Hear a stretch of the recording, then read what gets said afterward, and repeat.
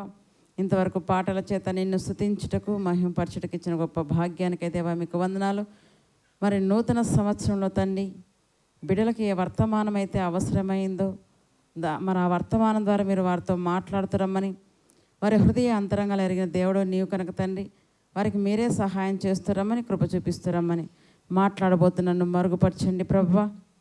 నా నోటికి మీ మాటలు అందించండి.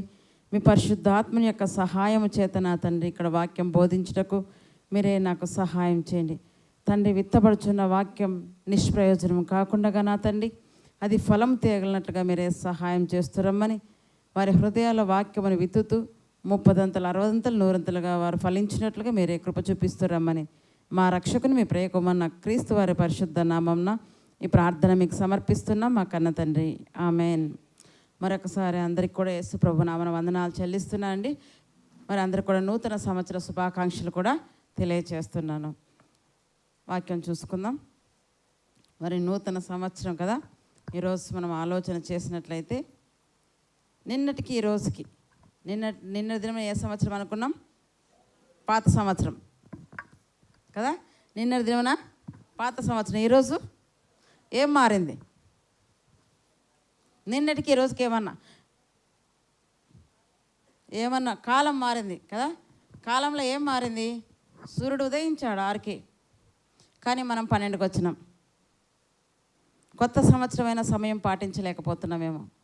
సూర్యుడు ఎప్పుడు ఉదయిస్తాడు? 6కే. ఏ రోజన్నా 9కి ఉదయించినాడా? కాలములు సమయములు దేవుడు విధించిన కక్షలోనే తిరుగుతున్నాయి. కక్షను దాటి బయటికి రావడం లేదు. దేవుడు నియమించిన కట్టడలోనే అవన్నీ కూడా చక్కగా సూర్యచంద్ర నక్షత్రాదులు తిరుగుతున్నాయి. పశుపక్షాదులు కూడా దేవుడు విధించిన కట్టడలు అవి చక్కగా పాటిస్తున్నాయి. కాలములు సమయములు తమ యొక్క సమయంలో అవి మరి చక్కగా వస్తున్నాయి. మానవులమైన మనము దేవుని కట్టడలను దేవుని విధులను ఏమైనా పాటిస్తున్నామా కదా. కొత్త సంవత్సరం అనగానే మనకేదో సంతోషం, ఉత్సాహం, ఆనందం ఏంది లేదు. కొత్త సంవత్సరం ఏముంది? కొత్త బట్టలు కట్టుకున్నాం అంతే. కొత్త సంవత్సరంలో కొత్త బట్టలు. ఈ కొత్త బట్టలు కొత్త సంవత్సరే కాదండి, ప్రతిరోజు కట్టుకుంటాం, అవునా? ప్రతి వారం కట్టుకుంటాం. కానీ కొత్త సంవత్సరంగానే అందరికీ సంతోషం. ఈరోజు అందరికీ happy new year, happy new year, happy new year అంటే న్యూ ఇయర్ అంతా సంవత్సరం అంతా సంతోషంగా ఉండండి. ఇదే హ్యాపీ న్యూ ఇయర్ రేపు చెప్తారా? ఎందుకు? డే మారిపోయింది కదా, రేపు లేదు హ్యాపీ, ఈరోజే హ్యాపీ. అందుకే అందరికీ హ్యాపీ న్యూ ఇయర్ రేపు చెప్పం. కానీ రేపు ఈరోజు ఎలా ఉదయించిందో రేపు కూడా అలాగే ఉదయిస్తుంది. ఈరోజు ఎలా పని చేస్తుందో కాలం రేపు కూడా అలాగే పని చేస్తుంది. కాలంలో ఎక్కడ ఏమి కూడా మార్పు లేదు. మార్పు అంతా రావాల్సింది మనుషుల్లోనే. ఎవరిలో మార్పు రావాలంట? మనుషుల్లో మార్పు రావడానికే దేవుడు సంవత్సరాలను జరిగిస్తున్నాడు. మనుషులు మారలేదు కనుకనే వారికి అవకాశం ఇస్తున్నాడు. సంవత్సరాలు దేవుడు అవకాశాన్ని ఇస్తున్నాడు. 24వ సంవత్సరం అంతా అవకాశం ఇచ్చాడు. ఇంకా మనం మారలేదు కనుకనే అవకాశం ఇచ్చాడు. 25వ సంవత్సరం మార్పు చెందండి, మారిన వారే పరలోకం వెళ్ళగలరు. అందుకే కొత్త సంవత్సరంలో మార్పు అంటే అది మనిషికే కానీ కాలానికి కాదు. ఏం మారిందంటే ఒక క్యాలెండర్ కనపడుతుంది కదండి. క్యాలెండర్ ఎలా ఉంది? క్యాలెండర్ ఎలా ఉంది? నిన్నటి సంవత్సరం ఒక విధంగా ఉంది, ఈ సంవత్సరం ఒక విధంగా. అంటే క్యాలెండర్లో కలర్ మారింది, క్యాలెండర్లో కలర్ మారింది, క్యాలెండర్లో సంవత్సరం మారింది. అక్కడ 24 ఉంది, ఇక్కడ 25 ఉంది, అవునా కాదా? ఇందులో మార్పు తప్ప డిజిటల్ వాచ్లో టైం మారుతుంది అంతే. ఇందులో మార్పు తప్ప ఎక్కడ కూడా ఏమీ మార్పు అయితే రాలేదండి. అయితే మరి మనం దీన్ని బట్టి సంతోషిస్తున్నాం. అయ్యో నూతన సంవత్సరం చక్కగా ఉండాలి, సంతోషంగా ఉండాలి, ఆహ్లాదంగా ఉండాలి. ఈరోజు ఏ పని చేయకూడదు. మనకు చిన్ననాటి నుంచి ఒక అలవాటు కదా, ఈ సంవత్సరం న్యూ ఇయర్ రోజే కొత్త బట్టలు కట్టుకుంటే సంవత్సరం అంతా కొత్త బట్టలు కడతామంట. న్యూ ఇయర్ రోజు సంతోషంగా ఉంటే సంవత్సరం అంతా సంతోషంగా ఉంటామంట కదా. న్యూ ఇయర్ రోజు ఏ పని చేయకూడదంట, ఎందుకంటే ఎప్పుడు రోజు చేసిన పని కదా. ఈరోజు పని ఎక్కువ చేసామనుకో సంవత్సరం అంతా కూడా ఇదే పని. అంటే ఒక మూఢనమ్మకంలోకి మనుషులను తీసుకొని పోతున్నారు. అలా అని ఏమన్నా ఉంది ఎక్కడైనా? ఏమీ లేదు. కానీ చిన్నప్పటి నుంచి అవి విని మన మైండ్లో అవి అలా ఫిక్స్ అయిపోయాయి. దాన్ని నమ్ముతాం కానీ వాక్యాన్ని మాత్రం నమ్మడం లేదు. కనుక కొత్త సంవత్సరం మార్పు కోసమేనా అని మనం ఆలోచన చేస్తే, కాలం చేతిలో పడితే ఏదైనా సరే, వస్తువైనా సరే, మనిషి అయినా సరే కాలగర్భంలో కలిసిపోవలసింది, పాతపడాల్సిందే. మనం కూడా ఎలా ఉన్నామంట? కాలగర్భంలో పాతబడిన వంటి వారమే, కాలగర్భంలో కలిసిపోవలసిన వారమే, మంటిలో మన్నైపోవలసిన వారమే. మరి పాతపడ్డాం అంటే ఎలా పాతపడ్డాం? వయసు పైబడిపోయే కొద్ది మనం ఏమైపోతున్నాం? ఉడికిపోతున్నాం, పాతపడిపోతున్నాం. అవునా? ఏజ్ వస్తుందా పోతుందా కదా? మునుపు యంగా ఉన్న ఇప్పుడు వయసు పైబడే కొద్ది ఏమైపోతున్నాం? పాతపడిపోతున్నాం. కాలగర్భంలో కలిసేది వస్తువైనా సరే, మనిషి అయినా సరే, ఏదైనా సరే ఏమైపోవాలంట? కాలగర్భంలో కలిసి పాత పడిపోవాల్సింది కదా, నూతనమైతే ఏమీ లేదు. అందుకే ప్రసంగి గ్రంథంలో ఒక మాట చూడండి, 1వ అధ్యాయం, ప్రసంగి గ్రంథం 1వ అధ్యాయం 9వ వచనం. మునుపు ఉండినదే ఇక ఉండబోవున్నది, మునుపు జరిగినదే ఇక జరగబోవున్నది, సూర్యుని క్రింద నూతనమైనది ఏది కూడా లేదు. ఈరోజు నూతన సంవత్సరం కదా, మునుపు ఉండిందే ఈరోజు ఉంది. మునుపు సంవత్సరం నూతన సంవత్సరం అని చేసుకున్నాం, ఇప్పుడు కూడా అదే చేస్తున్నాం. మీరు ఆలోచన చేయలే. ఈ మనం ఇప్పుడు చూస్తున్నాం పిల్లల కటింగ్స్ గురించి సార్ చెప్పారు కదా. ఈ కటింగ్స్ ఇప్పుడు అనుకుంటాం, లేదు పూర్వం కూడా అలాగే ఉన్నాయి. అంటే వస్త్రాలు అయితేనేమి, మరి ఏ విషయంలో అయినా సరే మునుపు ఉండేటివే, మునుపు ఉండే ఫ్యాషనే మళ్ళీ ఇప్పుడు ఇది ఫ్యాషన్, లేటెస్ట్ ఫ్యాషన్ అని చెప్తుంటారు. కొత్తది నూతనమైనది అయితే సూర్యుని కింద ఏది కూడా లేదు. అందుకే ఇక్కడ చక్కగా భక్తుడు సెలవిస్తున్నాడు. ఏమంటారంట? మునుపు ఉండినదే ఇక ఉండబోవునది, మునుపు ఉండినదే ఇక ఉండబోవునది, మునుపు జరిగిందే. పోయిన సంవత్సరం ఏం జరిగింది, ఈ సంవత్సరం కూడా జరుగుతుంది. పోయిన సంవత్సరం ఎండాకాలం, వర్షాకాలం, చలికాలం, మార్పు వచ్చిందా? రాలేదు. ఈ సంవత్సరం అదే జరుగుతుంది కదా. పోయిన సంవత్సరంలో ఉండేది ఈ సంవత్సరం కూడా ఉంటుంది. నూతనమైంది ఏది కూడా లేదు. మరి నూతనమని మనం ఎందుకు సంతోషపడుతున్నాం, సంబరపడుతున్నాం అంటే మనకు తెలియదు కనుక. మునుపుండినదే ఇప్పుడు వస్తున్నది కదా. మునుపున్న ఫ్యాషనే ఇప్పుడు ఫ్యాషన్. మునుపున్నదే మొత్తం తిరిగి అదే రిపీట్ అవుతుంది, సర్కిల్ కదా, లాగా తిరుగుతుంది. కానీ నూతనమైంది అయితే ఏది కూడా లేదు. మరి మనం ఏం ఆలోచిస్తామంటే 2025వ సంవత్సరం రాబోతుంది, క్రొత్త సంవత్సరం రాబోతుంది, ఎలా ఉండబోతుంది మన జీవితంలో అని మనం ఆలోచిస్తున్నాం. మనం ఏం ఆలోచిస్తున్నాం? కొత్త సంవత్సరం అడుగుపెట్టాం, ఈ సంవత్సరం అంతా ఎలా ఉండబోతుందో, ఏం జరుగుతుందో, ఏమవుతుందో, ఏమేమి చూడాల్సి వస్తుందని మనము ఆలోచన చేస్తున్నాం. కానీ దేవుడు ఆలోచన ఏమని తెలుసా? కొత్త సంవత్సరాన్ని నూతన సంవత్సరం అంటున్నాం కదా, ఈ సంవత్సరం నా బిడ్డకి ఇచ్చాను, ఈ సంవత్సరంలో నా బిడ్డ మారుతుందా లేదా అని నీ వైపు ఆయన చూస్తున్నాడు. ఆయన ఏం చూస్తున్నాడంట? ఈ సంవత్సరం నా బిడ్డకి ఇస్తున్నాను కదా, ఈ సంవత్సరం నా బిడ్డ మారుతుందా లేదని ఆయన ఆలోచిస్తున్నాడు. మనం ఏం చేస్తున్నాం? ఈ సంవత్సరంలో ఇల్లు కట్టగలనా, ఈ సంవత్సరంలో ఉద్యోగం సంపాదించగలనా, ఈ సంవత్సరంలో నేను అనుకునే జరిగించగలనా అని మనం ఇలా ఆలోచిస్తున్నాం. కానీ దేవుడు అలా ఆలోచించలేదు. నేను ఈ సంవత్సరం నా బిడ్డకు బహుమానంగా ఇస్తున్నాను, ఈ సంవత్సరమైనా నా బిడ్డ మారుతుందా లేదా. ఏమని చూస్తుంటే దేవుడు, ఈ సంవత్సరమైనా నా బిడ్డ మారుతుందా లేదా. ఇంకా మన సంవత్సరం గురించి ఆలోచన చేస్తే, ఇప్పుడైతే మనకు డేట్ ఆఫ్ బర్త్ ఉన్నాయి, కానీ పూర్వం మన తల్లులకి తండ్రులకి డేట్ ఆఫ్ బర్త్ లేదు. ఆధార్ కార్డులకు మరి అప్లై చేసేకి వెళ్ళాం, డేట్ ఆఫ్ బర్త్ చెప్పంటే తెలియదు నాయన అంటే, సంవత్సరం కూడా తెలుసు అంతే. కానీ అందరికీ ఏ డేట్ వేసింటారంటే ముసలోళ్ళందరికీ ఈరోజు ముసలోళ్ళందరూ బర్త్డే కదా. అంటే జనవరి 1 కొందరికి ఏమైపోయింది, బర్త్డేగా మారిపోయింది. ఎందుకు డేట్ తెలీదు. కొత్త సంవత్సరం అనుకొని ఎవరి రేషన్ మరి ఆధార్ కార్డు అని చూడండి, ముసలిళ్ళకి ఏముంటుంది, 1 ఇయర్ 1 ఉంటుంది, కానీ నెలలు డేట్ అయితే వారికి ఉండదు. అంటే ఈ కొత్త సంవత్సరం కొందరికి ఏమైపోయిందంట, పుట్టినరోజుగా కూడా మారిపోయింది. అంతేగాని బ్రతుకులైతే ఏమి కూడా మారలేదని మనము చూడాలి. అంటే క్యాలెండర్లు మారుతున్నాయి, క్యాలెండర్ మీద లెటర్స్ మారుతున్నాయి, రంగులు మారుతున్నాయి, ఫొటోస్ మారుతున్నాయి, కానీ మనిషి బ్రతుకులో మార్పు అయితే ఏమీ లేదని ఇక్కడ దేవుడు సెలవిస్తున్నట. కనుక దేవుడు మనకిచ్చిన రాత్రి చూసుకున్న కదా సమయాన్ని, కాలాన్ని ఎందుకు ఇస్తున్నాడు? దేవుడు మనకి సమయాన్ని, కాలాన్ని ఎందుకు ఇస్తున్నాడు అంటే ప్రకటన గ్రంథంలో ఏం చూసుకున్నామంట, మారు మనస్సు పొందుటకే అని మనం చూసుకున్నాం. ప్రకటన గ్రంథం 2:21 చూసుకుందాం. మరి ప్రకటన గ్రంథం 2వ అధ్యాయం 21వ వచనం.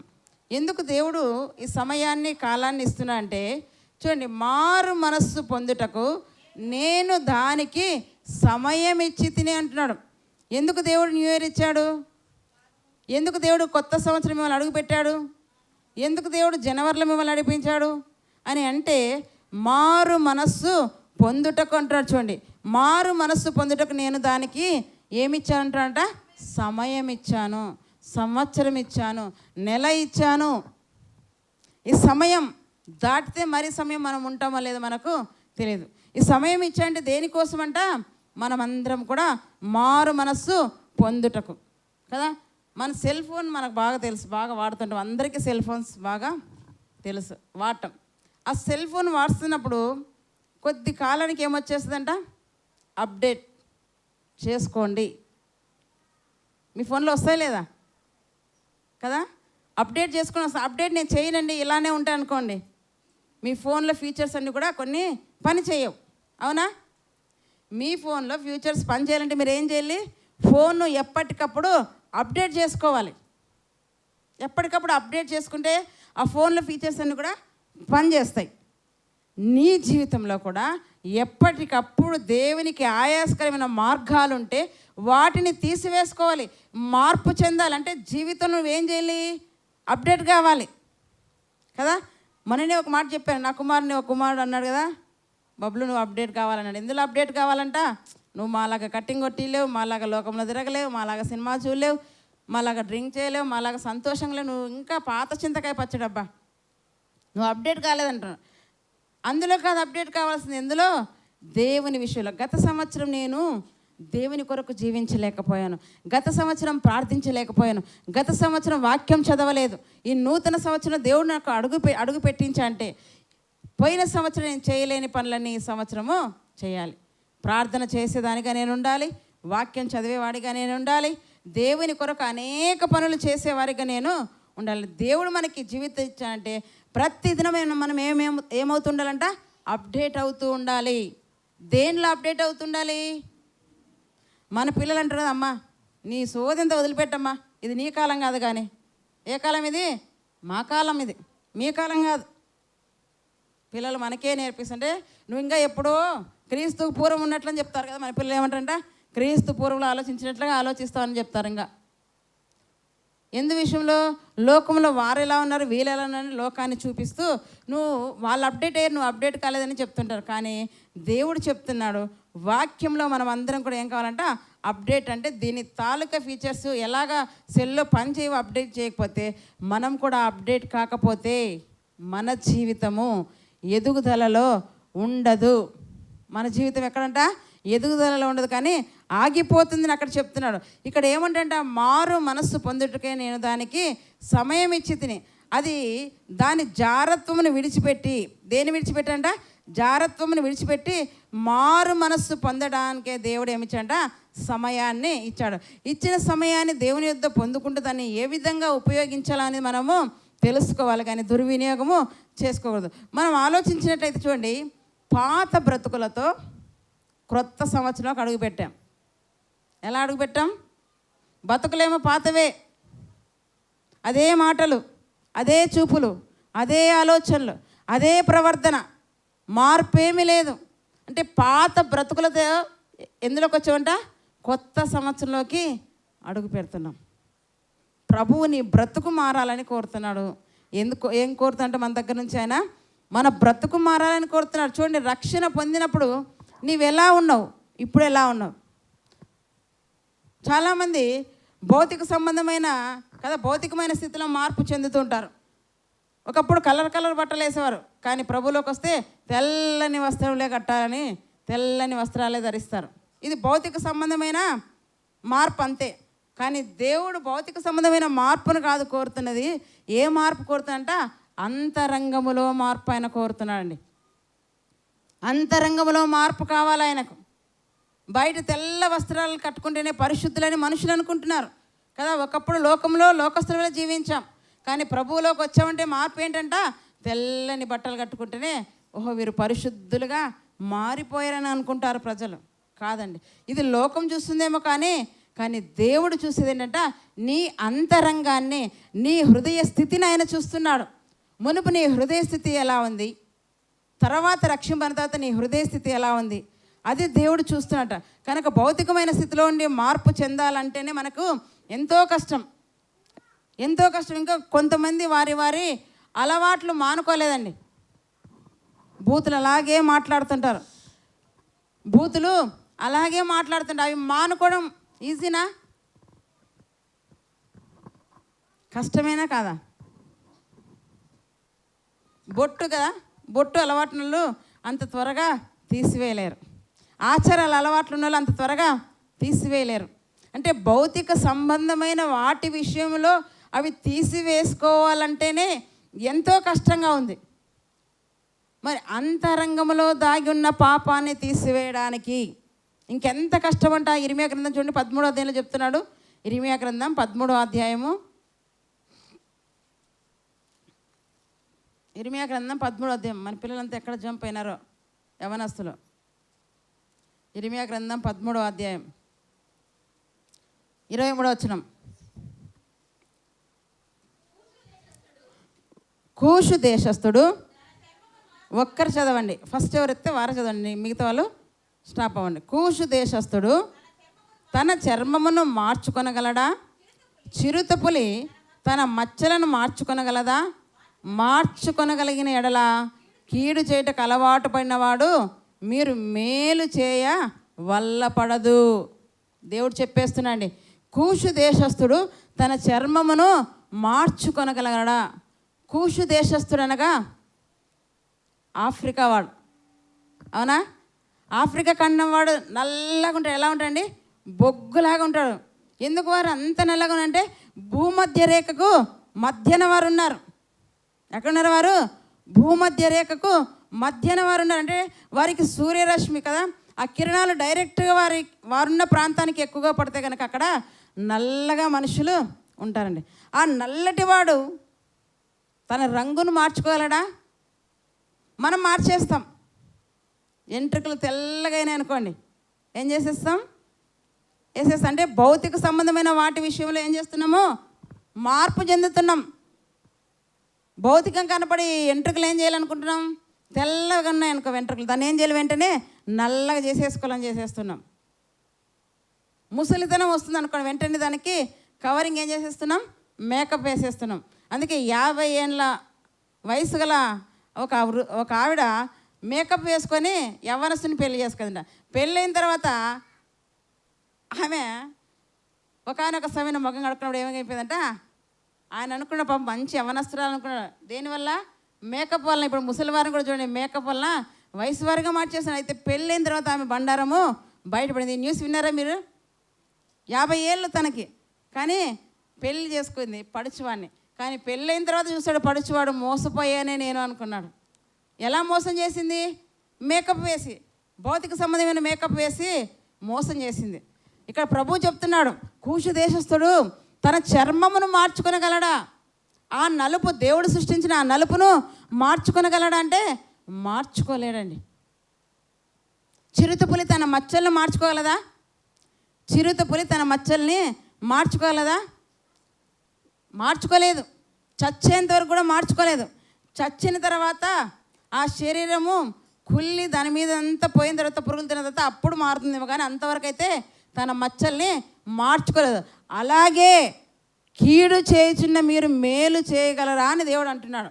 అంటే మనము మారలేమని దేవుడు చెప్తున్నాడండి. ఇది మన చేత కాదు. బాహ్య సంబంధమైన అంటే భౌతికమైన ఎంట్రుకల్ని తెలుపును నలుపుగా మనం చేయలేం. వేస్తున్నాం కదా రంగు, అంటే అది 1 మంత్కే కదా, తాత్కాలికం. అది శాశ్వతంగా ఎవరైనా చేయగలరా? ఎంత మంచి మంచి ప్రోడక్ట్స్ వచ్చినా కూడా అవి ఒక 6 నెలలు, ఒక 2 నెలలు, ఒక 3 నెలలు దాని టైం. అలాగే శాశ్వతంగా ఎవరైనా నలుపు చేయగలంటే ఎవ్వరు కూడా చేయలేరండి. అందుకే దేవుడు చెప్తున్నాడు, కూషు దేశస్థుడు తన చర్మమును మార్చుకొనగలడా? చిరుతపులి తన మచ్చలను మార్చుకొనగలదా అని ప్రశ్నిస్తే ఏమంటంట, మార్చుకొనగలిగిన ఎడల కీడు చేయటకు అలవాటు పడిన మీరు కూడా మేలు చేయవల్లపడను అంటున్నాడు. అంటే అది మార్చుకోలేదు, మీరు కూడా మారలేదు.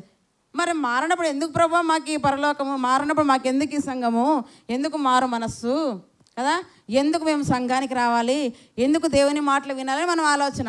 వెంటనే అది కదా, నువ్వే చెప్పావు కదా ప్రభా, మేము మారలేమంటున్నావు కదా, మరి మారలేనప్పుడు ఎందుకు మాకు ఇంత ప్రయాస అని మనం అనుకుంటామేమో. ఇది మనుష్యులకైతే అసాధ్యము. కానీ దేవుని యొక్క సహాయాన్ని కోరితే, దేవుని చేతిలో మన జీవితాన్ని పెడితే ఆయన ఏదైనా కూడా చేయగలడు. ఏదైనా చేయగలడు. ఉన్నది లేనట్టుగా, లేనిది ఉన్నట్టుగా ఆయన చేయగలడు. ఆయనకు సమస్తము సాధ్యమే. మనమైతే మార్చుకోలేం. మన పాప స్వభావాన్ని మనం మార్చుకోలేం. పాప స్వభావాన్ని తీసివేసి నవీన స్వభావంగా, నూతన స్వభావంగా మనం మార్చుకోలేం. కానీ మార్చేది ఎవరంట? దేవుడు. మార్చేది ఎవరు? దేవుడు. అది ఆయనకు మాత్రమే సాధ్యం.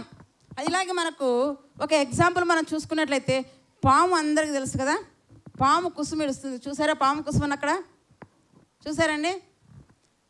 పాము కుసుమను ఇడవడానికంట అది ఎన్నిసార్లు ఇడుస్తుందంటే సంవత్సరానికి 7 లేక 8 సార్లు తన కుసుమ ఇడుస్తుందంట. పాము ఏం చేస్తుందంట? 7 లేక 8 సార్లు సంవత్సరానికి కుసుమ ఇడుస్తుందంట. అయితే ఆ కుసుమ ఇడవడానికి ముందు ఏం చేస్తుందంట? అది ఏదైనా ఒక రాతికి తన తలను కొట్టుకుంటుందంట. కుసుమ రావడానికి ఆ రాతికి తన తలను కొట్టుకున్నప్పుడు, అంటే తనను తాను గాయం చేసుకుంటే ఆ కుసుము మరి కొంచెము విడిపోతుంది. అదే అది పూర్తి రావడానికి, మొత్తం పాముకున్నంత కుసుమ బయటికి రావడానికి ఏం చేస్తుందంట? గరుకైన 2 రాళ్ళ మధ్య దూరుతుందంట. అంటే తన్ను తాను గాయపరుచుకుంటుంది. దేనికి? బాహ్య సంబంధమైన కుసుమును తీసివేసుకోవడానికి. ఏ కుసుమును? బాహ్య సంబంధమైన కుసుము కనపడుతుంది. విషయం కనపడుతుందా? మీరు ఆలోచించాలి. ఈ బాహ్య సంబంధమైన కుసుమును తీసివేసుకోవడానికి అది మొదటగా తన తలను 2 రాళ్ళ కొట్టుకుని గాయం చేసుకున్నాక, ఆ గాయమైనప్పుడు కుసుము చీలితే ఆ పూర్తి కుసుము రావడానికి 2 రాళ్ళ మధ్య సందులో దూరిపోతుంట, గరుకు రాళ్ళ మధ్య. అలా దూరినప్పుడు ఆ గరుకుకు ఆ కుసుము తగిలి పూర్తిగా ఊడొచ్చేస్తుంది. ఆ రాళ్ళు లేకపోయిందనుకో, కంప చెట్లలోకి చూసినావా, ముళ్ళ చెట్ల మధ్యలోకి దూరిపోతుందంట. మొత్తానికి ఆ ముళ్ళకి ఈ ముళ్ళకి ఆ కుసుము తగిలి పూర్తిగా ఊడి రావడానికి, అంటే ఆ కుసుమును తీసివేసుకోవడానికి, బాహ్య సంబంధమైన ఆ కుసుమును తీసివేసుకోవడానికైనా ఇష్టపడుతుందంట. కానీ అంతరంగంలో ఉన్న విషయాన్ని మాత్రం విడిచిపెట్టడానికి అది ఇష్టపడదు. ఇలాంటి స్వభావం నేడు మనుషులుగా మనం కలిగి ఉన్నామేమో చూద్దాం. బాహ్యంగా మనం అన్నీ కనబడేటి మార్చుకోవడానికి చూస్తున్నాం, కానీ అంతరంగంలో ఉన్న పాపపు స్వభావాన్ని విడిచిపెట్టాలని దేవుడు కోరుతున్నాడు. నీ బాహ్య సౌందర్యాన్ని ఆయన చూడడు. ఆయన అంతరంగ స్వభావమే. పేతృపత్రులను కదా, అంతరంగ స్వభావ అలంకరణ మీకు అలంకరణగా ఉండాలి. అది దేవునికి ఇష్టమైనది. అది ఆయన కోరుతున్నాడు. బాహ్య సంబంధమైన వాటి విషయంలో కాదు. నువ్వు తెల్ల చీర కట్టుకున్నా, నల్ల చీర కట్టుకున్నా అది ఆయనకు అనవసరం. అది మనుషులు చూస్తున్నారేమో, కానీ నీ అంతరంగపు స్వభావాన్ని దేవుడు చూస్తున్నాడు. అది మారాలంటున్నాడు. అందుకే మనం గమనిస్తే చూడండి, అది కుబుసునైనా కదా, కుసుమునైనా వదులుకోవడానికి ఇష్టపడుతుంది, కానీ తన జీవితంలో ఏమంట విషతత్వాన్ని వదులుకోవడానికి ఇష్టపడదంట. అందుకే ఇక్కడ అంట కదా, కూషు దేశస్థుడు తన చర్మమును మార్చుకోగలడా? చిరుతపులి తన మచ్చలు మార్చుకున్నదా? ఒకవేళ అవి మార్చుకోగలిగితే మీరు కీడుకు అలవాటు పడినవారు మేలు కూడా చేయగలరు అని చెప్తున్నాడు. అంటే ఇది మన చేత కాదు కనుకనే దేవుడు ఇక్కడ మనకు ప్రశ్నిస్తున్నాడంట. అయితే మార్చేదారంటే చూడండి, తీతుకు రాసిన పత్రిక 3వ అధ్యాయము. అపోస్తులైన పౌలు తీతుకు రాసిన పత్రిక 3వ అధ్యాయము. ప్రతి ఒక్కరూ శ్రద్ధ పెట్టి వినండి వాక్యము. తీతుకు రాసిన పత్రిక 3వ అధ్యాయము 5వ వచనం. మనము నీతిని అనుసరించి చేసిన క్రియల మూలముగా కాక తన కనికరమును చొప్పుననే పునర్జన్మ సంబంధమైన స్నానము ద్వారాను పరిశుద్ధాత్మ మనకు నూతన స్వభావం కలుగజేయట ద్వారాను మనల్ని రక్షించెను. ఏది మారాలంట? మనలో స్వభావము మారాలి. మనలో ఏది మారాలి? పుట్టుకతో వచ్చిన స్వభావాన్ని మనము మార్చుకోవాలి. మన చెడు స్వభావాన్ని తీసివేసుకోవాలి. మన పాపం స్వభావాన్ని తీసివేసుకోవాలి. ఇది మన వల్ల పడదు కనుకనే దేవుడే కార్యాన్ని జరిగిస్తారు. అది ఇక్కడ మనం చూసుకున్నట్లయితే, మనం నీతిని అనుసరించి చేసిన క్రియల మూలముగా కాక తన కనికరం చొప్పుననే పునర్జన్మ సంబంధమైన స్నానము ద్వారాను. పునర్జన్మ సంబంధమైన స్నానం అంటే బాప్తిస్మం అండి. పునర్జన్మ సంబంధం. అందుకే ఒకడు క్రొత్తగా జన్మించితేనే కానీ దేవుని రాజ్యంలో వాడు ప్రవేశించాడు. క్రొత్తగా ఎలా జన్మించాలి ప్రభు అని నికోదేముడు ప్రభువుని అడుగుతున్నాడు. మళ్ళా తల్లి గర్భంలోకి ఒకడు వెళ్ళి జన్మించగలడా? ఇది అసాధ్యము కదా అంటే నీటి మూలముగా ఆయన జన్మించాలంటాడు. ఎలా జన్మించాలంట? నీటి మూలముగా. మనం అందరం కూడా ఎలా జన్మించాము? నీటి మూలముగా జన్మించినటువంటి వారం కదా. నీటి మూలముగా, ఆత్మ మూలముగా జన్మించినటువంటి వారం. బాప్తిస్మం ద్వారా, పునర్జన్మ సంబంధమైన స్నానము ద్వారా ఆయన ఏం చేస్తున్నా చూడండి. స్నానము ద్వారాను పరిశుద్ధాత్మ మనకు నూతన స్వభావమును కలుగజేయుటకు మనల్ని రక్షించెను. మార్పు అన్నది మదిలో రావాలి. మార్పు ఎక్కడ రావాలండి? మదిలో రావాలి. మార్పు హృదయంలో రావాలి. మార్పు మనస్సులో రావాలి. మార్పు పైన కాదండి. చాలామంది పై మార్పుని ఇష్టపడుతున్నారు. పై మార్పును చూసి ప్రజలందరూ మెచ్చుకుంటారు అనుకుంటున్నారు. ఆ మార్పు దేవుడు కోరడు. మదిలో మార్పు రావాలి. క్యారెక్టర్ను మార్చుకోవాలి. ఒకప్పుడు మన క్యారెక్టర్ ఎలా ఉంది? దొంగలుగా ఉన్నామా? వ్యభిచారులుగా ఉన్నామా? మోసం చేసేవారిగా ఉన్నామా? అన్యాయం చేసేవారిగా ఉన్నామా? అక్రమం చేసేవారిగా ఉన్నామా? ఎలా ఉంది మన క్యారెక్టర్? నూతన సంవత్సరాన్ని దేవుడు నీకు ఇచ్చాడంటే నీ క్యారెక్టర్ని మార్చుకో, నీ పద్ధతి మార్చుకో, నీ స్వభావాన్ని మార్చుకో. నా దగ్గరికి రా, మార్చగల దేవుని నేను. మారడానికి ముందు నువ్వు మనసు పెట్టాలి. ప్రభా నువ్వు మార్చని నువ్వు చేస్తే మాత్రం ఆయన చేయలేడు. ఎందుకు ప్రభు ఆదాము అవ్వ పండు తెంచుతున్నప్పుడు దేవుడు ఊరికనే ఉన్నాడు? ఆయన చెప్పినా వినరు గనక. దేవుడు చెప్పినా వినరు. ఆల్రెడీ చెప్పాడు ఆయన, ఈ పండు దేవుడు నిశ్చయంగా మీరు చస్తారని చెప్పాడు. మళ్ళా చెప్పినా కూడా వినరు. కనుక ఏం చేశాడు? వదిలేస్తాడు. ప్రభు ఎప్పుడు కూడా మనకి ఏమిస్తాడంట? స్వేచ్ఛనిస్తాడు. స్వేచ్ఛలు ఏముంటాయి? మంచి చెడులు ఉంటాయి. మంచి చెడులు రెండు ఉంటాయి, స్వతంత్రం రెండు ఉంటాయి. అయితే నిర్ణయించుకోవలసింది నీవే. ఆయన ఎప్పుడు బలవంత పెట్టి రండి నా దగ్గరికి అని మిమ్మల్ని అందరినీ బలవంతంగా తీసుకొని వచ్చి ఇక్కడ కూర్చోబెట్టాడు. ఇస్తాడు, చెబుతాడు. మారాలనేది నీకు ఉండాలి తపన. ఏముండాలి నీకు? నేను మారాలి. నూతన సంవత్సరం ప్రభు నాకు ఇచ్చాడంటే నా క్యారెక్టర్ని, నా బుద్ధిని, నా అలవాట్లను నేను మార్చుకోవాలి.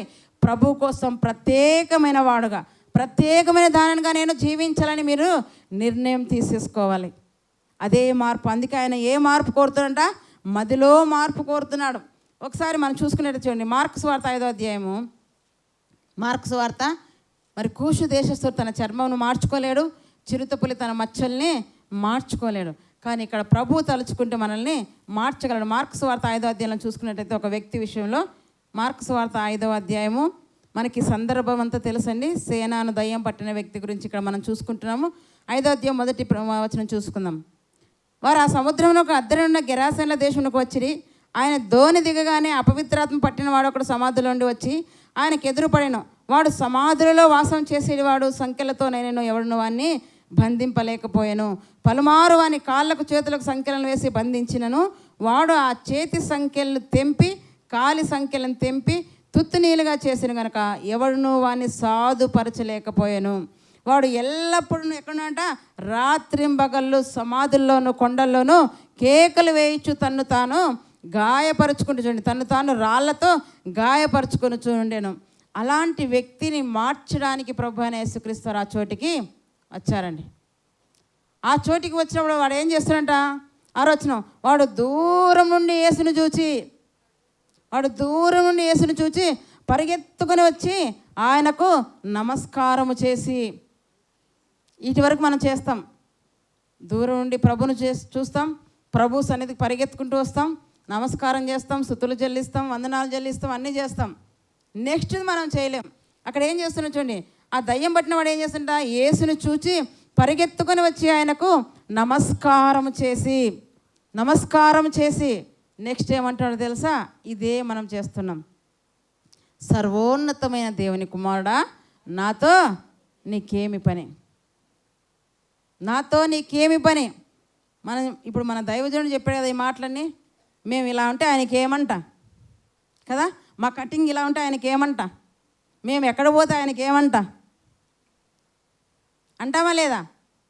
ఇప్పుడు ఎవరు దయ్యం పట్టినవారు? ఎవరైతే నాతో ఆయనకి ఏమని అంటారే. దయ్యం అలాగే. దయ్యం ఏం చేసింది? దూరం నుంచి ప్రభుని చూసింది, పరిగెత్తుకుంటూ వచ్చింది కదా. దయ్యం పట్టినవాడు వచ్చి ఏం చేస్తాడంట, నమస్కారం కూడా చేస్తున్నాడంట. అన్నీ బాగానే ఉన్నాయి. వాటికి వచ్చి ఏమంటాడు, నాతో నీకేం పని, నాతో నీకేం పని అని ప్రశ్నిస్తున్నాడండి. ఈరోజు ఇక్కడ నిలబడి మీకు ఏమైనా మంచి బుద్ధులు చెబితే, మంచి మాటలు చెబితే ఇక్కడ ఏం మాట్లాడరు. ఎందుకంటే ఇక్కడ అంటే అందరూ ఉత్తమ భక్తులే. అందరికీ ఉత్తమ భక్తి అవార్డు ఇవ్వచ్చు, రివార్డు కూడా ఇవ్వచ్చు కదా. బయటికి వెళ్తా 2-3 జత ఏంటో అయ్యకేమో మా గురించి చెప్పుకోవడం, ఎప్పుడు మా గురించి అనడమే, మా గురించి చెప్పడమే, మా గురించే ముందు ఆయన చూసుకోమను. ఇలాంటి మాటలు మనకు వినబడుతుంటాయి. అంటే ఇప్పుడు ఎవరు సేన దయ్యం పట్టిన వ్యక్తులు? మనలో అనేకంగా ఉండే, మనకు కనపడడం లేదు. మనలో అనేకంగా ఈ పాపపు లక్షణాలు ఉంటున్నాయేమో. బాగానే ప్రభు సన్నిధికి వస్తాము, నమస్కారాలు చేస్తాము, స్తుతులు చెల్లిస్తాము కదా, ఆ దేవుని మీద ఆసక్తిగా వస్తాము. కానీ మార్చుకోవాల్సినవి మాత్రం నేను మార్చుకోను. నేను ఇలాగే బ్రతుకుతాను, ఇలాగే జీవిస్తాను. అంటే చిన్న చిన్న వాటి విషయంలో మీరు మార్చుకోలేకపోతున్నారే. మనకంటే ఆ పామే బెటరేమో. భౌతిక సంబంధమైన వాటి విషయంలో తను తాను గాయపరుచుకుంటుంది, ఆ కుబుసాన్ని తీసివేసుకుంటుంది. మనం తీసివేసుకుంటామా? చిన్నవే అండి. ఆడవాళ్ళకైతే నసిందిక్కే అలవాటు ఉంటుంది, తీసివేసుకోలేరు కదా. ఇంకా అబద్ధాలు చెప్పే అలవాటు ఉంటుంది, తీసివేసుకోలేరు. ఆ కుక్క తినే అలవాటు ఉంటుంది, తీసివేసుకోలేరు. ఏమైనా చెప్పాయి, అది మార్చుకోలేకున్నాం, తీసివేసుకోలేకున్నాం. ఇక ఏది నువ్వు చేస్తున్నావు చెప్పండి? నీ శరీరాన్ని నువ్వు జయించలేకపోతున్నావే. అపవాదిని ఎలా జయిస్తావు? లోకాన్ని ఎలా జయిస్తావు? శరీరాన్ని మొదట మన శత్రువు ఎవరో కదండి, నీ శరీరమే నీ శత్రువు. నీ శరీరంలో ఉండేటువంటి ఈ కోరికలన్నింటినీ కూడా నువ్వు జయించలేకపోతున్నావు, వాటన్నిటి తీసివేసుకోలేకపోతున్నావు. వాటికే నువ్వు బానిసైపోయి చచ్చేంత వరకు అలాగే నువ్వు బ్రతుకుతున్నావు. ఎలా నీకు పరలోకం వస్తుంది? అబద్ధాలు మానలేకపోతున్నారు, మోసాలు చేయడం మానలేకపోతున్నారు, దొంగతనాలు చేయడం మానలేకపోతున్నారు, వ్యభిచారం చేయడం మానలేకపోతున్నారు. కారణం ఏంటి? మీరు మీ చిత్తంలో నడుస్తున్నారు. మీరు ఎవరి చిత్తంలో నడుస్తున్నారంట? మీ చిత్తంలో, అంటే మీ ఆలోచన చొప్పున మీరు నడుస్తున్నారు కాబట్టి వాటిని తీసుకోలేకపోతున్నారు. అదే నీవు నీ చిత్తాన్ని దేవునికి అప్పగించి చూడు.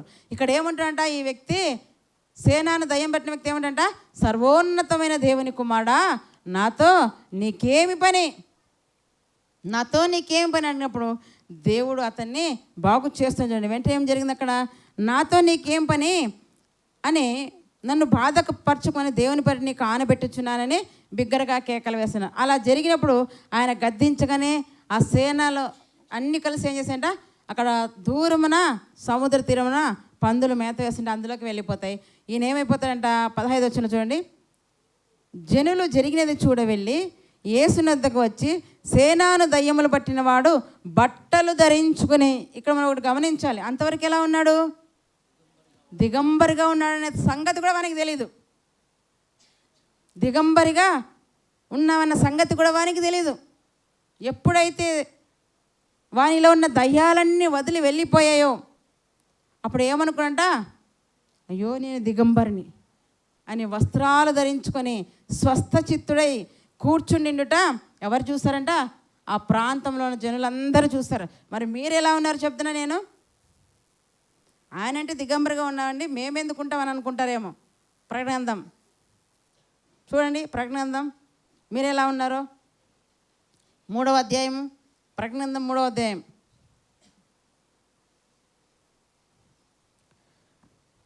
15వ వచనం చదువుకుందాం. నీ క్రియలను నేను ఎరుగుదును, నీవు చల్లగానైనను వెచ్చగానైనా లేవు. నువ్వు చల్లగానైనను వెచ్చగానైనా ఉండిన మేలు.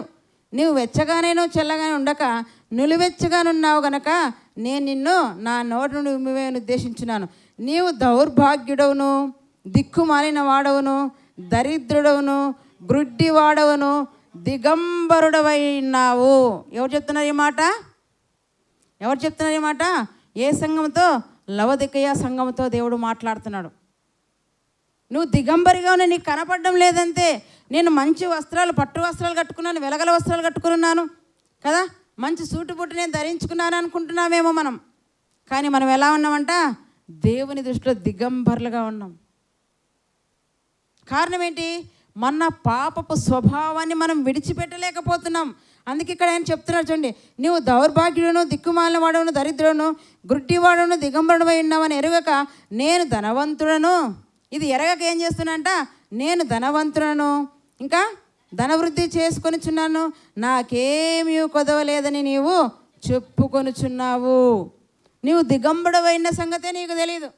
తెలియక నువ్వేమనుకుంటున్నావు, నేను ధనవంతుడను కదా, నేను ధనాన్ని వృద్ధి చేసుకుంటున్నాను, నా అంత గొప్పవాడు ఇంకొకరు లేరని నువ్వు అనుకుంటున్నావేమో. అయితే నువ్వు దేవుని దృష్టికి ఎలా కనపడుతున్నావు, దిగంబరుడుగా కనపడుతున్నావేమో. అంతకుముందు సేనా దయ్యం పట్టిన వ్యక్తి ఎలా ఉన్నాడంట, దిగంబరుడుగా ఉన్నాడు, వస్త్రాలు లేవు, వానికి వాడే గాయపరుచుకుంటున్నాడు రాళ్ళు తీసుకొని. ఎప్పుడు వాని చిత్తంలో వాని ఆలోచనలో వాడున్నప్పుడు, అంతే, వాని చిత్తంలో వాని ఆలోచనలో వాడున్నప్పుడు ఏం చేస్తున్నాడంట, వాడిని వాడే గాయపరుచుకుంటున్నాడు, దిగంబరిగా ఉన్నాడు, సంఖ్యలను బిగించిన వాటిని తుత్తు నీలుగా తీసి పారేస్తున్నాడు. ఎప్పుడైతే వాని చిత్తాన్ని వదిలేసి దేవుని చిత్తంలోనికి వచ్చాడో ఎలా ఉన్నాడంట, బట్టలు ధరించిన వాడై, వస్త్రాలు ధరించిన వాడు. ఎక్కడ ఉన్నాడు చూడండి, జనులు జరిగినది చూడవెళ్ళి యేసునొద్దకు వచ్చి సేనాను దయ్యములు పట్టినవాడు బట్టలు ధరించుకొని స్వస్థ చిత్తుడై కూర్చుండుట చూచి భయపడిరి. ఎలా ఉన్నాడు ఇప్పుడు ఆయన, బట్టలు ధరించుకున్నాడు, స్వస్థ చిత్తుడై కదా అక్కడ కూర్చున్నాడు. స్వస్థ చిత్తుడు అంటే ఆయన స్వస్థత దేనికి ఇచ్చాడు, యేసు ప్రభు వారు వచ్చారు కదా, దయ్యాలను వెళ్ళగొట్టారు. ఆయన ఒంటి మీద ఉన్న గాయాలన్నీ అలాగే ఉన్నాయి. ఆయన బట్టలు ధరించుకొని స్వస్థ చిత్తుడై అక్కడ కూర్చున్నా ఆయన ఒంటి మీద గాయాలు అలాగే ఉన్నాయి. కానీ స్వస్థత దేనికి ఇచ్చాడు తెలుసా ప్రభువు, మనస్సుకు స్వస్థత ఇచ్చాడు. అంతకుముందు తన సొంత ఆలోచన చొప్పున నడిచిన వాడు ఎలా ఉన్నాడంట, దిగంబరుడుగా ఉన్నాడు, గాయాలు చేసుకుంటున్నాడు, సమాధుల్లో వాసం చేస్తున్నాడు, వాని సొంత ఆలోచనతో ప్రకారం నడిచినప్పుడు. ఎప్పుడైతే తన సొంత చిత్తాన్ని వదిలేసి దేవుని చిత్తంలోనికి వచ్చాడో అప్పుడు ఎలా ఉన్నాడంట, వస్త్రాలు ధరించుకొని కదా తను చక్కగా దేవుని దగ్గర కూర్చున్నట్టుగా మనం చూస్తున్నాం. అంతకుముందు ఆయన వచ్చినప్పుడు ఏమంట, యేసు కదా సర్వోన్నతమైన దేవుని కుమారుడా, నాతో నీకేం పని అని ప్రశ్నిస్తున్నాడు. ఇప్పుడేమంటున్నాడు, అయ్యా నీతో నన్ను ఉండనిమ్ము. ఇప్పుడేమంటారు చూడండి, అక్కడ 18వ వచనం, ఆయన దోణి ఎక్కినప్పుడు దయ్యములు పట్టినవాడు ఆయన యొద్ద తన్నుండనిమ్మని బతిమాలుకొనేను. అంతకుముందు ఏమన్నాడు, ఇదే దయ్యం పట్టినవాడు అంతకుముందు సర్వోన్నతమైన దేవుని కుమారుడు నాతో నీకేం పని అని ప్రశ్నించాడు. అది ఎప్పుడు, ఆయన సొంత ఆలోచన చొప్పున నడిచినప్పుడు. ఇప్పుడైతే దేవుని యొక్క ఆధీనంలోకి వచ్చినప్పుడు, తన మనసుకు దేవుడు స్వస్థత ఇచ్చినప్పుడు, అయ్యా నీతో నన్ను ఉండనిమ్ము, నీలో ఆనందం, నీలో సంతోషం, నీలోనే సర్వస్వమయ్యా నా జీవితం. నా ఆలోచన చొప్పున నేను నడిస్తే దిగంబరిగా ఉంటాను, నా ఆలోచన చొప్పున నడిస్తే పాపములో నేనుంటాను. కనుక ఈ రోజు నుంచి నా ఆలోచన కాదు, నా సొంత చిత్తం కాదు, నీ చిత్తం చొప్పున నీవు నన్ను నడిపించు బ్రతిమాలకుంటున్నాడు. అంతకుముందు అయితే ఎందుకు వచ్చావు నా దగ్గరికి అన్నాడు, కానీ ఇప్పుడు అయ్యా నీతోనే నన్ను ఉండనిమ్ము బ్రతిమాలకుంటాడు. నువ్వు ఎక్కడికి వెళ్ళని ఎక్కడికి వస్తానయ్యా, నీతో నన్ను ఉండనిమ్మని బ్రతిమాలకుంటాడు. ఎప్పుడు ఆయన అలా చేయగలిగాడంట, ఎప్పుడైతే తన మనస్సుకు దేవుడు స్వస్థత అనుగ్రహించాడో అప్పుడు ఆయన దేవునితో ఉండడానికి ఇష్టపడతాడు. ఇక్కడ కూడా మీరు గమనిస్తే చాలామంది కూర్చున్నారు, కానీ ఎప్పుడెప్పుడు ఇంటికి వెళ్ళాలా అని ఆలోచన చేస్తున్నారు. నిజంగా మీ మనస్సుకు స్వస్థతగానే వచ్చింటే ఇంకా కాసేపైనా, ఇంకొక గంట అయినా, ఇంకా 2 గంటలైనా దేవునిలోనే ఆనందం అని మీరు అనుకుంటారు. కానీ అలా అనుకోలేదంటే ఏమని మీలో లోపం ఉంది, నేను చెప్పనండి, ఎందుకంటే మీరే ఆలోచన చేసుకోవాలి కదా. ఇక్కడ ఏముందంట, ఆయన దేవుడు మరి అతనికి స్వస్థత అనుగ్రహించిన వెంటనే తన మనస్సుకి ఏమన్నాడంట, అయ్యా నీతో నేను ఉంటానయ్యా, నీతో ఉండడానికి నేను ఇష్టపడతాను, నీతో నన్ను ఉండనిమ్మయ్యా. ముందేమో నాతో నీకేమన్నాడు, కానీ ఇప్పుడైతే నీతో నన్ను ఉండనిమ్మంటాడు. కాలము ఎవరినైనా సరే, ఎంతటి వారినైనా సరే ఏం చేస్తుందంట, పాతబడేటట్లు చేస్తుంది. ఇప్పుడే చూసుకుంటే మనం అంతా కూడా ఏమైపోయాం, పాతబడుతున్నాం. కాలగర్భంలో నూతనమైంది ఏమీ లేదు, సూర్యుని కింద అంతా పాతబడమే, మునుపుండదే ఇప్పుడు జరుగుతుంది. కానీ నూతన స్వభావంగా నూతనంగా నీవు ఉండాలంటే దేవుని చిత్తంలో నువ్వు నడవాలి. చూడండి, ఇప్పుడు మనం లోక ప్రకారంగా ఆలోచిస్తే 60 ఏళ్ళకి ఏమంటారు, ఉద్యోగంలో కూడా తీసివేస్తారు, ఇంకా ఈయన ఉద్యోగానికి పనికిరారు. 60 ఏళ్ళ వయసులో ఏమంటారంట, సీనియర్ సిటిజన్. వాడు ఏ పనికి తరమగాడు. ఎందుకు? తన ఆలోచన చొప్పున నడిచాడు, తన కోసం బ్రతికాడు గనక ఇక దేనికి పనికిరాడు. అయితే దేవుని చిత్తం చొప్పున నువ్వు నడిస్తే నిన్ను ఎంత వయసు అయినా సరే ఆయన పిలుచుకుంటాడు. మోషేని పిలిచినప్పుడు ఆయన వయసు ఎంత? మోషేను దేవుడు అగ్నిపదులో పిలిచినప్పుడు ఆయన వయసు ఎంత? 80 సంవత్సరాలు. ఎన్ని సంవత్సరాలు అండి? 60 ఏళ్ళకే మనం ఏమంటున్నాం? అయిపోయింది ఈయన పని, ఇంకెందుకు తరంగాడు, సీనియర్ సిటిజన్ అంటున్నాం. కానీ దేవుడు ఎన్ని ఏళ్ళప్పుడు పిలిచాడు మోషేను? 80 సంవత్సరాలు. 40 ఏళ్ళు ఐగుప్తులో జీవించాడు. 40 ఏళ్ళు ఎక్కడికి వెళ్ళానన్నా? మిద్యాను దేశానికి. టక్కున చెప్పాలి ఆన్సర్. ఎప్పుడు బైబిల్ చదువుతూనే ఉండాలి. మిద్యాను దేశంలో గొర్రెలు కాచుకుని 40 ఏళ్ళు గడిపాడు. 80 ఏళ్ళ వయస్సులో దేవుడు మోషేని పిలిచాడు. దేనికోసం? తన పని కోసం. 80 ఏళ్ళ వయసులో 6 లక్షల కాల్బలాన్ని నడిపించంటే ఎంత సమర్థవంతమైన నాయకుడు. ఇక్కడ 60 ఏళ్ళు ఉన్నవారు చురుగ్గా పనిచేయగలరా? చేయలేరని, అయిపోయింది వారి పని అనుకుంటున్నారు. కానీ దేవునిలో నీవు ఉంటే కదా, 80 ఏళ్ళ వయసులో కూడా సీనాయి పర్వతం ఎక్కాడు ఆయన. 40 రోజులు రాత్రింబగలు ఉపవాసం ఉండి దేవుడిచ్చిన ఆ 2 రాతి పలకలను తీసుకుని వస్తున్నప్పుడు భూమి మీద ఉన్న యవ్వనస్తులు ఆయన ముఖాన్ని చూడలేకపోయారంటండి. భూమి మీద యవ్వనస్తులు ఏం చేశారంట? ఆయన వస్తుంటే వీరు ముఖమును కప్పుకున్నారంట. అంటే దేవునితో తను గడిపినప్పుడు ఆయన ముఖ ప్రకాశం ఎంత ఉందో మీరు ఒకసారి ఆలోచించాలి. ఆయన ముఖ ప్రకాశము ఎంతో వెలిగిపోతే కింద ఉన్నవారు చూడలేకపోయారు. కానీ వయసు పైబడింది, ముడతలు పడాలి కదా ముఖమంతా. ఆలోచన చేద్దాం. ఈ లోకంలో అలాగే కనపడుతున్నాయి కదా. 60లో 20లా ఉండాలని రంగులు వేస్తున్నారు నేటి తరం. ఎలా ఉండాలనుకుంటున్నారు? 60 వచ్చినా నాకు 20 అని కవర్ చేసుకోవాలని రంగులు వేస్తున్నారు. 20 అనేసి మేకప్లు వేస్తున్నారు. కానీ ఈయన 120లో 20 లాగా ఉన్నాడు. ఎలా ఉన్నట? ఆయన చచ్చినప్పుడు ఆయన వయసు చూద్దాం. ద్వితీయోపదేశకాండంలో చూడండి. ద్వితీయోపదేశకాండము 34వ అధ్యాయము. చచ్చే సమయానికి అలా ఎలా ఉన్నాడు చూసుకున్నట్లయితే 34వ అధ్యాయం ద్వితీయోపదేశకాండము 34వ అధ్యాయం 7వ వచనం. మోషే చనిపోయినప్పుడు 120 సంవత్సరములు ఈడు గలవాడంట. ఎంతంటండి? మోషే చనిపోయినప్పుడు 120 సంవత్సరములు. ఇక్కడ 100 సంవత్సరములు ఇంతవరకు ఎవరు కూడా లేరులేండి. ఈ కాలము 100 కూడా బ్రతకడం కష్టమే, 80 బ్రతకడం కష్టమే. పూర్వం మన తాత ముత్తాతలు ఎవరైనా ఉంటే తప్పితే కానీ ఇంకెవరైతే బ్రతకలేరు. కానీ ఈయన ఎలా ఉన్నంట? మోషే చనిపోయినప్పుడు ఆయన వయసు ఎంత? 120 సంవత్సరం ఈడుగలవాడు. అతని దృష్టి మాంద్యము లేదు. ఆయనకు దృష్టి మాంద్యము లేదు. అతని సత్తువ తగ్గలేదు. ఏం లేదంటే 120 సంవత్సరంలో చూపు తగ్గలేదు. నేడు మనకందరికి కూడా చిన్నప్పటి నుంచే సోడా బుడ్డి అద్దాలు కదా, ఇంతలా అద్దాలు కావాలి. కారణం ఏంటి? టీవీలు చూసి చూసి చూసి, ఫోన్లు చూసి చూసి చూసి ఈ కన్నులు క్షీణించిపోయి ప్రతి ఒక్కరికి నేడు అద్దాలు ఉంటున్నాయి. ఇంత పిల్లలకు కూడా ఇంతలా అద్దాలండి కదా, భూతద్దాలాగా ఉండే వారు అద్దాలు చూస్తుంటే. కారణం ఏంటి?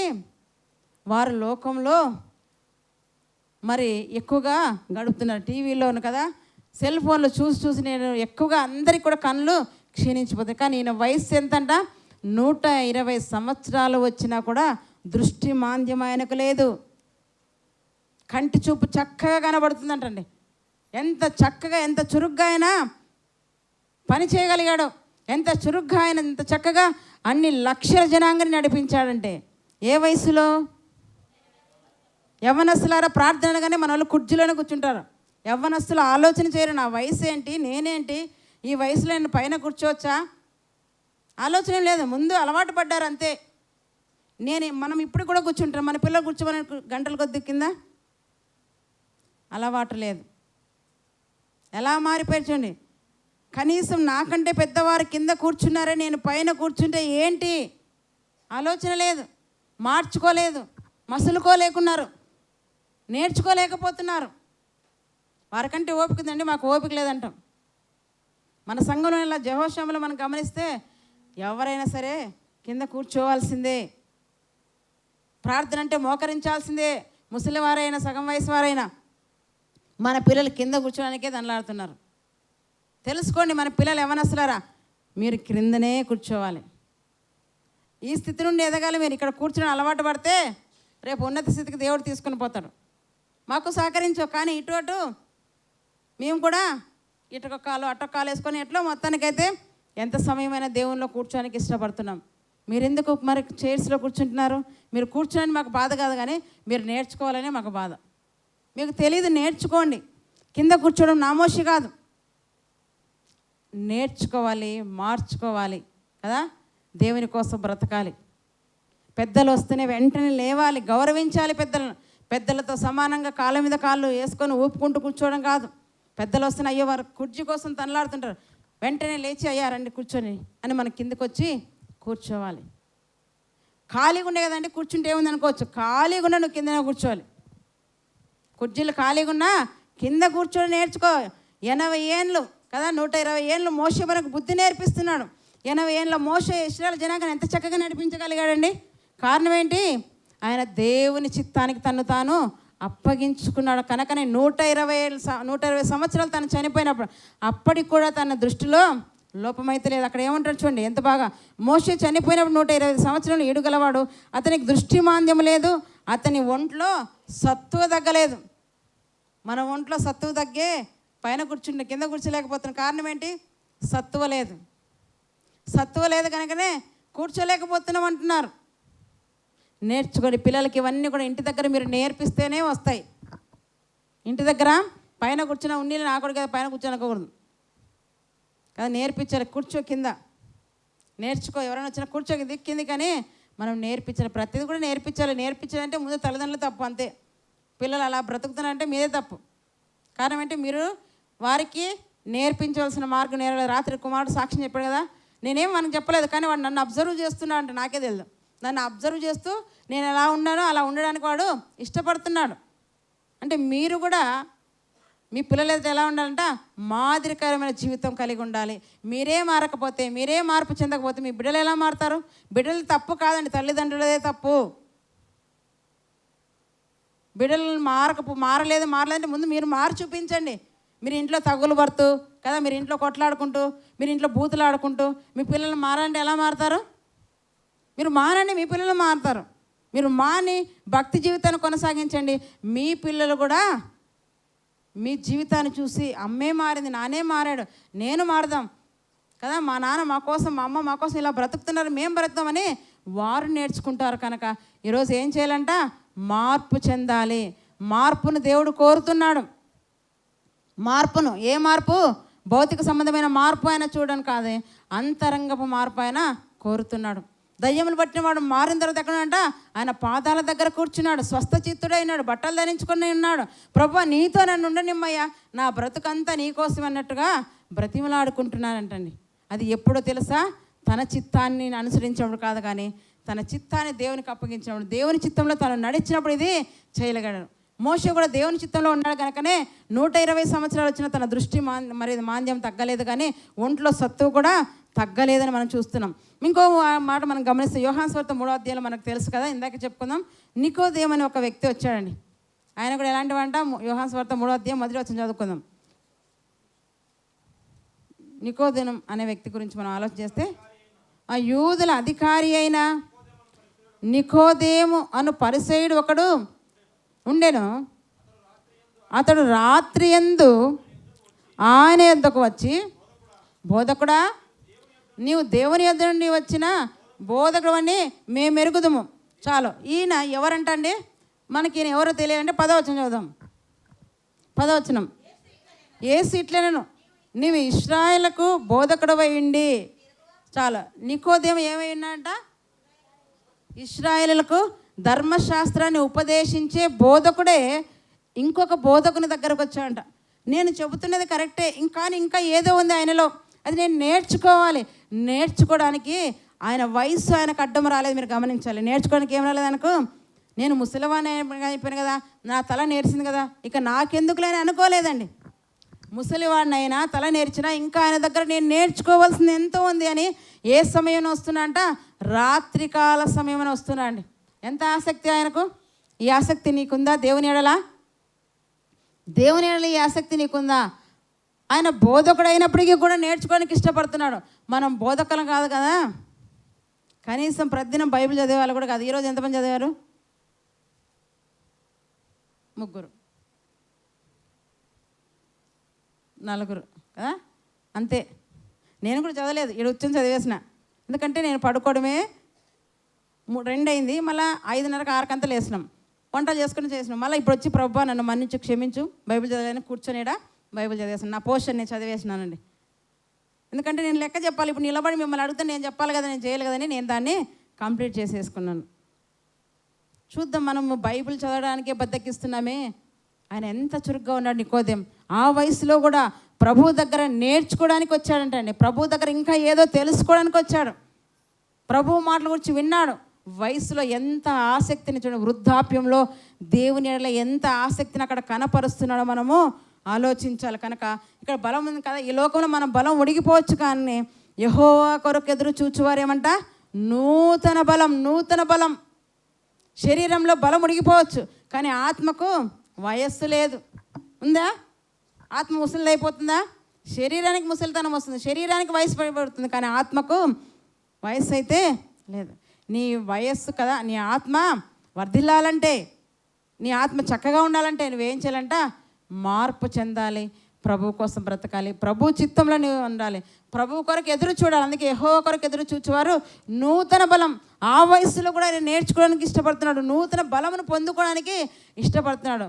క్రైస్తవుడా, ఈరోజు నువ్వేం చేస్తున్నావు? నూతన సంవత్సరం అడుగు పెట్టావు, కానీ నూతనమైన మార్పు నేను పొందుకోవాలి, నూతన హృదయాన్ని నేను తెచ్చుకోవాలి, నూతనమైన మనస్సు నేను తెచ్చుకోవాలి, నూతనమైన ఆత్మ నేను కలిగి ఉండాలి నువ్వు అనుకొనిచున్నావా?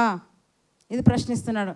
ఈ 25వ సంవత్సరం దేవుని అడుగు పెట్టాలంటే ప్రభు కోసం నూతనంగా నువ్వు ఎదగాలి, పాతవి గతించాలి. కాగా క్రీస్తు యేసునందున్నవాడు కదా నూతన సృష్టి. పాతవి గతించిపోవాలి, పాతవి తీసివేసుకోవాలి. పాతవి పెట్టుకొని కొత్త సంవత్సరం అడుగు పెడితే మాత్రం అది పనికి రానిది. కనుక నువ్వేం చేయాలంట? మారలే. మారితే ఏం చేస్తాడు ఆయన? యెషయి మొద్దు నుండి చిగురు పుట్టించడం, మొద్దులో నుండి చిగురు పుట్టించగలడు. అహరోను చేతికరనే చిగురింప చేయగలడు. నేను వయసు అయిపోయింది కదా, ముసలివాణ్ణి కదా, నా చేతనేమవుతుంది అనుకోవద్దండి.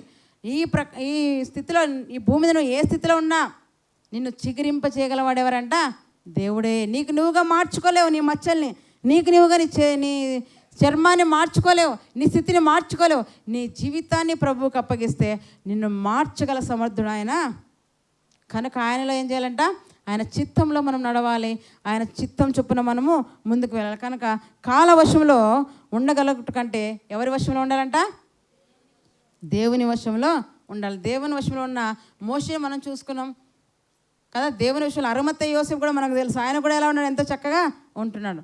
మరి నికోదేవుని మనం చూసుకుంటున్నాం, మరి సేనాన్ని దయ్యం పట్టిన వ్యక్తిని కూడా మనం చూసుకున్నాం. వీళ్ళందరూ కూడా ఎవరి వశంలో అంట? దేవుని వశంలో ఉన్నారు. కనుకనే నూతన స్వభావం వారు ధరించుకొని నూతనంగా వారు బ్రతకగలిగారు. కనుక ఈరోజు పరీక్షించుకుందాం, నువ్వు ఏ స్వభావంలో ఉంటున్నావు కదా. నువ్వు దేవుని చిత్తంలో ఉంటున్నావా? నీ చిత్తంలో నువ్వు ఉంటున్నావా? నీ చిత్తంలో నువ్వు ఉంటే నువ్వు కూడా ఏమంటా? నేను చెప్పాను కదా, మీరే పరీక్షించుకోండి. మరి సేన దయ్యం పట్టిన వ్యక్తి ఎలా ఉండంట? తన చిత్తంలో ఉన్నంతవరకు తను గాయపరుచుకొని సమాధుల్లో వాసం చేసి దిగంబరగా ఉంటున్నాడు. ఎప్పుడైతే తన స్థితిని కదా దేవుని చిత్తానికి అప్పగించాడో, ఆయన వశంలోకి వెళ్ళాడో, అప్పుడు వస్త్రము ధరించుకొని ఆయన పాదాల యొద్ద ఆయన దగ్గర ఉండడానికి ఇష్టపడ్డాడు. కనుక నూతన సంవత్సరం ఏది రావాలి? మార్పు. క్యాలెండర్ మార్పు కాదు, కొత్త బట్టల మార్పు కాదు, మన స్థితి మారాలి. మనం దేవుని వశంలోకి వెళ్ళాలి. దేవుని చిత్తంలో మనం ఉంటే ఖచ్చితంగా ఆయన మనల్ని మార్చగలగ. నూతన స్వభావం మనము ధరించుకోవాలి, నూతనంగా మనం మారాలి. ఒకసారి యెహెజ్కేలు గ్రంథం చూసుకున్నట్లయితే చివరిగా ఆ మాట చూసుకొని మనం ముగించుకుందాం. యెహెజ్కేలు గ్రంథం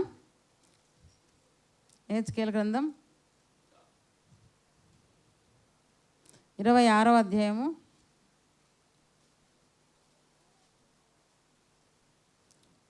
36వ అధ్యాయం 26వ వచనం. యెహెజ్కేలు గ్రంథం 36వ అధ్యాయం 26వ వచనం. నూతన హృదయం మీకు ఇచ్చేదను, నూతన స్వభావం మీకు కలగజేసాను. రాతి గుండె మీలో నుండి తీసివేసి మాంసపు గుండెను మీకు ఇచ్చేదని. ఎవరు చెప్తున్నారు ఈ మాట? దేవుడు మాట్లాడుతున్నాడు. ఎవరితో? ఇశ్రాయేలు జనాంగంతో. ఈనాడు మనతో కూడా ఆయన మాట్లాడుతుంది. ఎప్పుడైతే నువ్వు ఆయన వశంలోకి వెళ్ళి ఆయన చిత్తం ప్రకారం నువ్వు బ్రతుకుతావు, అప్పుడు ఏం చేస్తానంటే ఆయన నూతన హృదయమును మీకు ఇస్తాను, మీ పాత స్వభావాన్ని నేను తీసివేసి నూతన స్వభావాన్ని నేను మీకు అనుగ్రహిస్తాను. మీలో ఉన్న రాతి గుండెని తీసివేసి ఏమిస్తానంట? మాంసపు గుండెని నేను మీకు అనుగ్రహిస్తాను. కనుక ఎక్కడ రావాలి? మనము దేవుని చిత్తంలోకి మనం రావాలి. దేవుని ఆలోచన చొప్పున మనం బ్రతకాలి. దేవుని ఆజ్ఞల ప్రకారం మనం నడిచినట్లయితే ఆయన ఏం చేస్తుంటే మనకందరికి కూడా నూతన స్వభావాన్ని, నూతన హృదయాన్ని మనకిస్తాడు. రాతి గుండెను తీసివేసి ఏమిస్తాడంట? మాంసపు గుండెను దేవుడు మీకు ఇస్తాడు. కనుక ఈరోజు ఏం కావాలని మీరు కోరుకోవాలి? ప్రభు, మా పాత స్వభావాన్ని, పాత రోత జీవితాన్ని తీసివేసి ఈ నూతన సంవత్సరంలో మరొక సంవత్సరం మీరు మాకు అవకాశం ఇచ్చారు. ఈ నూతన సంవత్సరంలో ఒక నిర్ణయం తీసుకుంటున్నాను. ఈ సంవత్సరం నుంచి స్టార్ట్ చేస్తున్న నీ కోసం నేను బ్రతకాలి. చావైనా, కరువైనా, శ్రమ అయినా నీకోసమే నా బ్రతుకని మనం నిర్ణయం తీసుకుంటే ఖచ్చితంగా ఆయన మనల్ని నడిపించగలరు. మనమైతే మార్చగల దేవుడు ఆయన ఉన్నాడు. మన జీవితాలన్నీ కూడా ఎవరికి అప్పగించాలంట? దేవునికి అప్పగించాలని దేవుడు కోరుతున్నాడు. దేవుడు ఈ వాక్యం ద్వారా మన అందరినీ కూడా దీవించునుగాక. ఆమెన్.